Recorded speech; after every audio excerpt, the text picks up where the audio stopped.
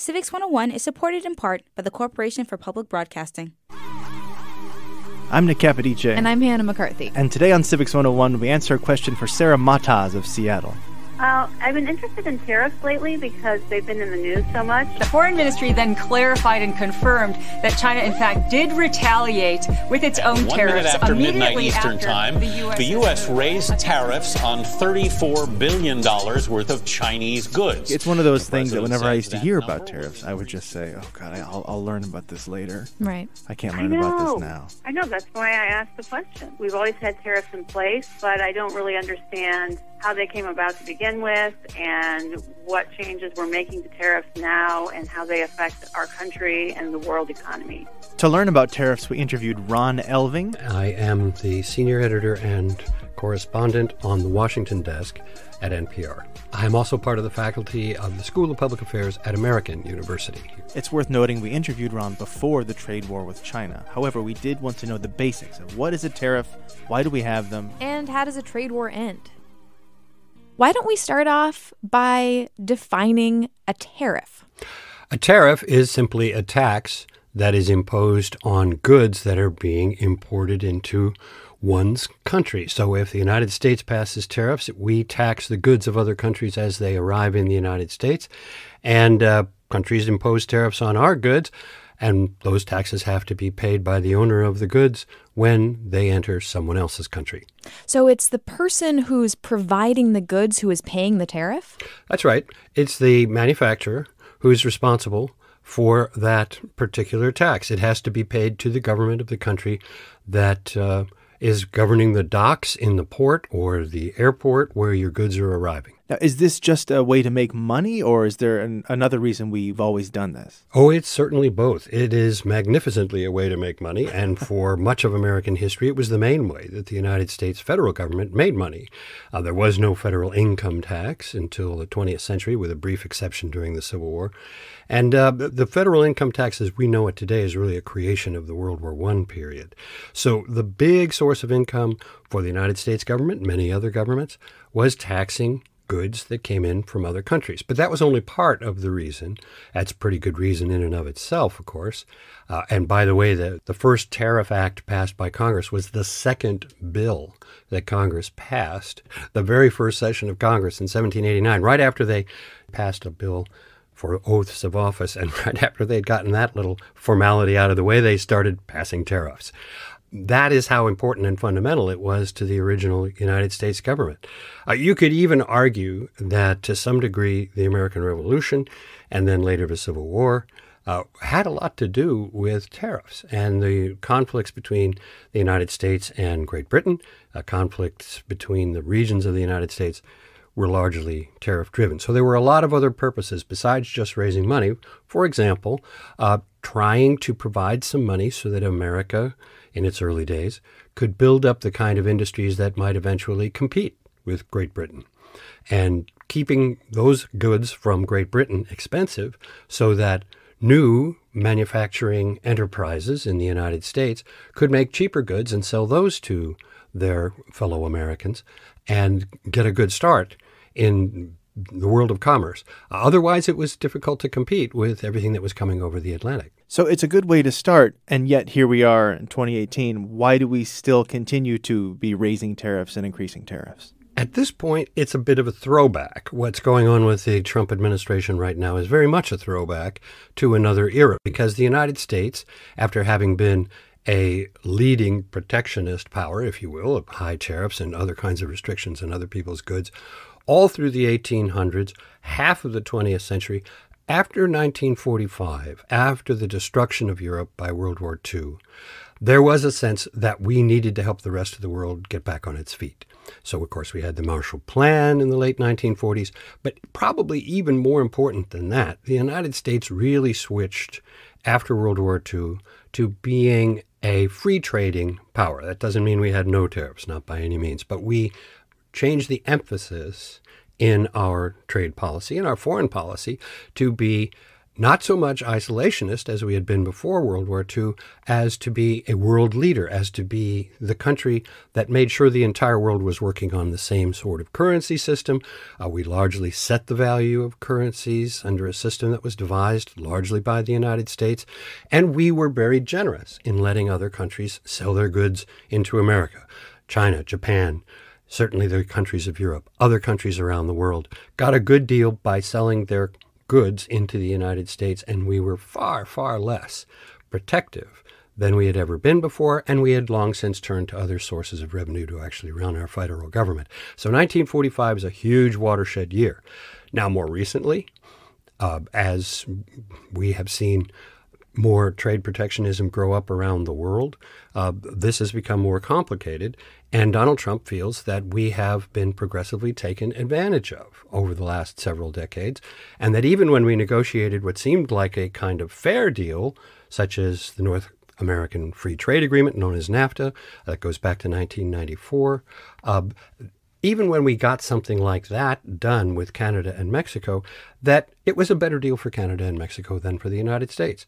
That is debatable. There are certainly lots of people who defend NAFTA, but Donald Trump found a lot of political payoff, if you will. He found pay dirt by arguing that NAFTA was a bad deal for us, that the proposed Trans-Pacific Partnership was a bad deal for us, and that our relations, even with the European Union, perhaps our closest economic allies, in at least a geopolitical sense, posing them against Russia, were also not in our best interest, and that we were getting ripped off, in his view.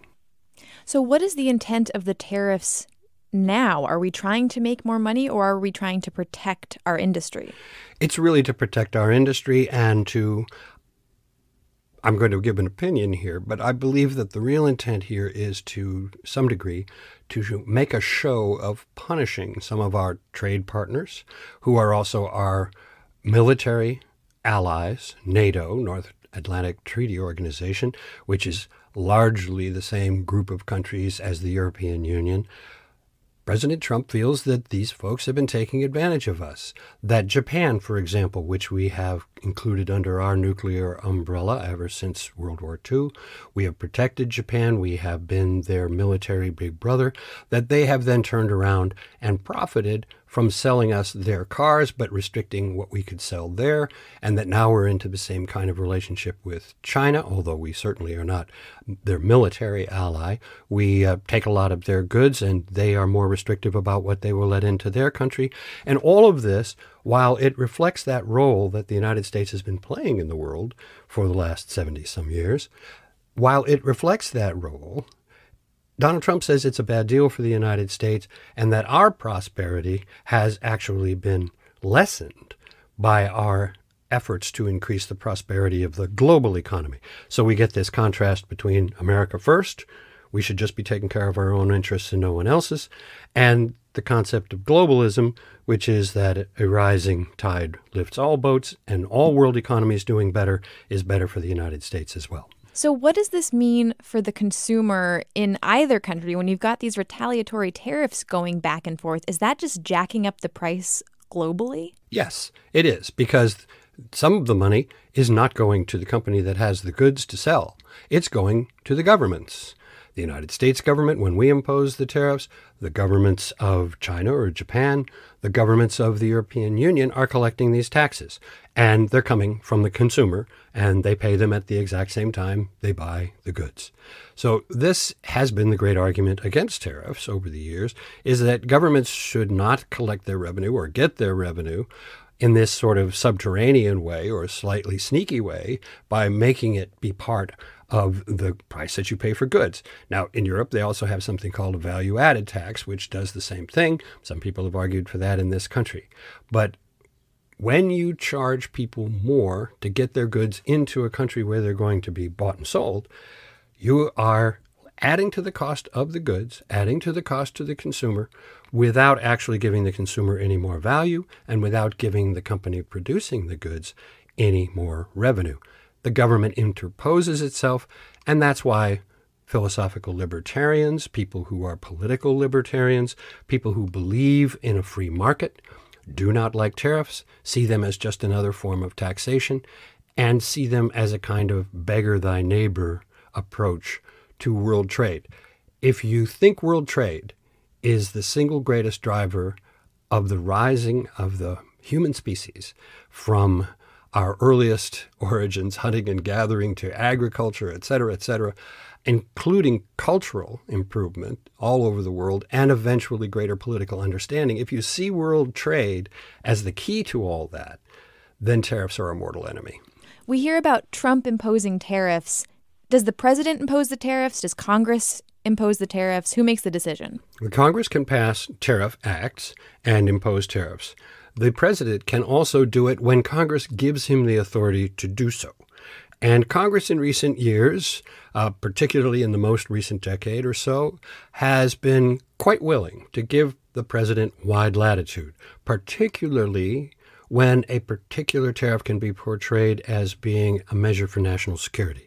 So, for example, with the steel and aluminum tariffs that really got this trade war going, this was justified by the Trump administration, which did it just by fiat, as a national security measure. In other words, if we allow our steel and aluminum industries to get smaller and smaller, eventually we will not be able to make our own weapons with our own metal here in the United States.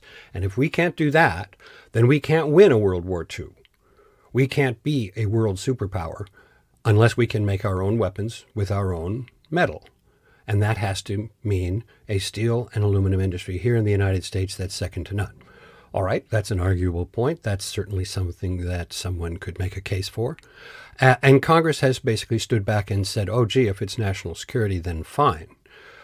Of course, the other side, the free traders, will argue that there's no evidence that our defense capacity has been in any sense diminished. There's no evidence that our current arrangement for some imported steel and aluminum to be part of our defense industry is making us less safe. There's certainly no evidence that Canada is going to deprive us of whatever metals we might need for our national defense, assuming, of course, that we still see ourselves as allies of Canada, and we might very well see the North American continent as our true home in military strategic terms. So there could be questions about this national security justification, but the current Congress, which is Republican-controlled in the House and Senate, is in no mood to challenge President Trump on this particular issue. Now, they may at some point rise up and challenge him on some of the other ramifications of this trade war, and there certainly are many people in Congress who are most disturbed at least the retaliation in the trade war. For example, Republican congressmen and senators from farm states, and there are many. The Republicans dominating the farm states, and they have many people on the ballot this fall who are worried because they see, for example, soybeans suddenly being the subject of tariffs in Asia. And Asia eats a lot of our soybeans, and we sell a lot of our soybeans to Asia. So if suddenly that trade is inhibited, not necessarily stopped, of course, but just cut back a little bit, that means a lot of farmers in the United States are going to be stuck with a lot of soybeans they can't sell. They've overproduced. They're going to take a loss. In some cases, it may be a highly significant loss, and those Republican members of Congress and senators might just be feeling that even as soon as the midterm elections this fall. So you used the word trade war several times. How do trade wars end?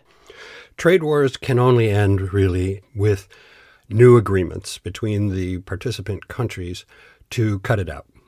Now, this can be done in a multilateral way.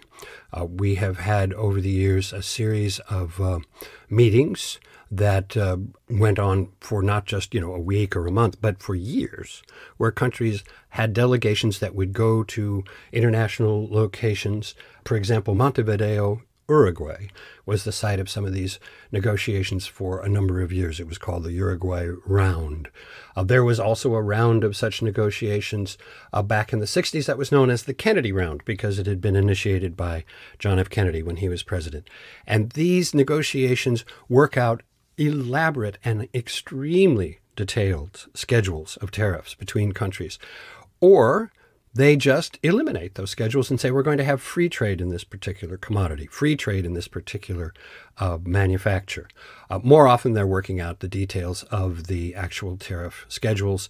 And those can lower tariffs or raise tariffs. And usually you're getting together to agree on lowering tariffs so as to have more trade, so as to increase worldwide commerce. That's what these negotiations have been. And there's an organization, there is a working document that's known as the General Agreement on Tariffs and Trade, GATT, often referred to as GATT.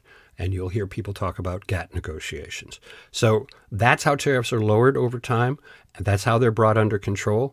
Or you can have free trade agreements, such as NAFTA, the North American Free Trade Agreement, or the Trans-Pacific Partnership that was negotiated with a number of Asian countries, not China. China was not a part of the Trans-Pacific Partnership. In fact, one could say TPP was intended to oppose Chinese efforts to impose its trade hegemony or its domination of the economies of Asia. And anyway, TPP was negotiated over the last several years. And the first thing he did, practically, within his first week in office, was Donald Trump withdrew us from the Trans-Pacific Partnership. Ron, thank you so much. Thank you, Hannah. Thank you, Nick. That was Ron Elving. He's senior editor and correspondent on the Washington desk at NPR. If you want to hear more Ron Elving, you can check out our episode on the Electoral College at civics101podcast.org. There you can listen to all our old episodes and you can get transcripts. This episode of Civics 101 was produced by me, Hannah McCarthy. And me, Nick Capodice. Our executive producer is Erica Janik. Our team includes Ben Henry, Jimmy Gutierrez, Taylor Quimby, Justine Paradise, and Jackie Hilbert. Music in this episode is by Ryan Little. Civics 101 is a production of NHPR, New Hampshire Public Radio.